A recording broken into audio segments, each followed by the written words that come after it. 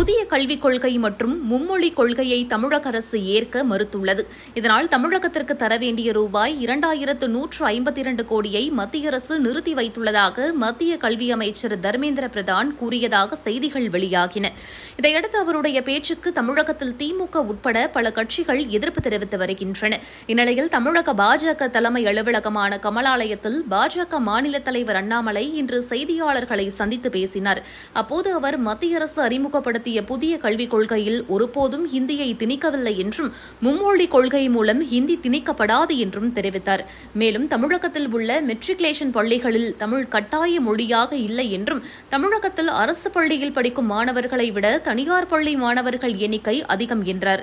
CBSE மாணவர்கள் ஹிந்தி படிக்கின்றனர். அதே சமயம் மெட்ரிக் கல்வி பாடத்திட்டத்தின் கீழ் மலையாளம், ஹிந்தி, பிரெஞ்சு, உருது, கன்னடம் உள்ளிட்ட மொழிகள் பயில வாய்ப்புகள் உள்ளது என்றார். தமிழ் பயிற்று மொழியாக இருக்க வேண்டும், ஆங்கிலம் கட்டாய பாட மொழியாக இருக்க வேண்டும், விருப்ப மொழியாக ஹிந்தி உள்ளிட்ட பல்வேறு மொழிகள் இருக்கலாம் என்று நாம் தமிழர் கட்சி ஒருங்கிணைப்பாளர் சீமானே தனது தேர்தல் அறிக்கையில் தெரிவித்துள்ளார். புதிய கல்விக் கொள்கையும் அதைத்தான் சொல்கிறது என்றார் அண்ணாமலை. மேலும் புதிதாக கட்சி தொடங்கிய நடிகர் விஜய் மும்மொழிக் கல்விக் கொள்கைக்கு எதிர்ப்பு தெரிவித்துள்ளார். ஆனால் அவர் விஜய் வித்யாஸ்ரம் என்ற பெயரில் தனியார் சிபிஎஸ்இ பள்ளியை நடத்தி வருகிறார். அவரது இடத்தை 35 ஆண்டுகளுக்கு ஒரு அறக்கட்டளைக்கு குத்தகைக்கு கொடுத்துள்ளார். இந்த அறக்கட்டளை அவருடைய தந்தை எஸ். ஏ. சந்திரசேகரின் பெயரில் பதிவு செய்யப்பட்டுள்ளது. எஸ். ஏ. சந்திரசேகர் நடத்தக்கூடிய பள்ளிதான் விஜய் வித்யாஸ்ரம் என்றும் அங்கு மத்திய அரசின் பாடத்திட்டத்தின் கீழ் கல்வி பயிற்றுவிக்கப்பட்டு வருவதாக தெரிவித்தார். பள்ளிக் கல்வித்துறை அமைச்சர் அன்பில் மகேஷ் பொய்யாமொழியின் தனது குழந்தையை பிரெஞ்சு மொழி படிக்க வைக்கிறார். திமுக எம்பி கலாநிதி வீராசாமி நடத்தி வரும் சென்னை பப்ளிக் ஸ்கூல் என்ற மெட்ரிக் பள்ளியில் முதல் மொழியாக ஆங்கிலமும், இரண்டாவது மொழியாக ஹிந்தி, பிரெஞ்சு, தமிழ் உள்ளிட்ட வேறு மொழிகளையும் தேர்வு செய்து கொள்ளலாம் என அண்ணாமலை குறிப்பிட்டுள்ளார்.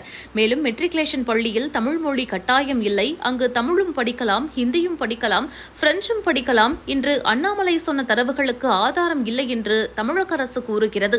இது வெட்கக்கேடு. தமிழகத்தில் 30 லட்சம் பேர் மும்மொழிக் கொள்கை படிக்கின்றனர் என்று நாங்கள் புள்ளி விவரங்களுடன் சொல்கிறோம். ஆனால் இதை மறுக்கின்ற தமிழக அரசு தங்களிடம் ஆதாரம் இருந்தால் கொடுக்க வேண்டியதுதானே என்றார்.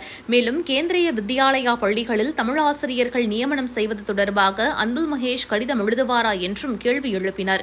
அப்படி எழுதினால் அன்று மாலையே மத்திய அமைச்சரை சந்தித்து பேச தயாராக இருக்கிறோம் என்றார். மேலும் பாஜக சார்பில் மார்ச் 1ஆம் தேதி முதல் கையெழுத்து இயக்கம் நடத்தப்படும் என்றார். 3 மாதங்களுக்கு வீடு வீடாக சென்று 3வது மொழி வேண்டுமா வேண்டாமா என்பது குறித்து கணக்கெடுப்பு நடத்தி அந்த விவரங்களை குடியரசுத் தலைவருக்கு அனுப்பி வைப்போம் என்றும் பேசினார். அவரது இந்த பேச்சு தமிழக அரசியல் களத்தில் பரபரப்பை ஏற்படுத்தியுள்ளது. அதே சமயம் மும்மொழி கல்வி நிலையங்களை நடத்தி வரும் நடிகர் விஜய் குடும்பத்தினர் மற்றும் திமுக பிரமுகர்களுக்கு வயிற்றில் புலியை கரைத்துள்ளதாக கூறப்படுகிறது.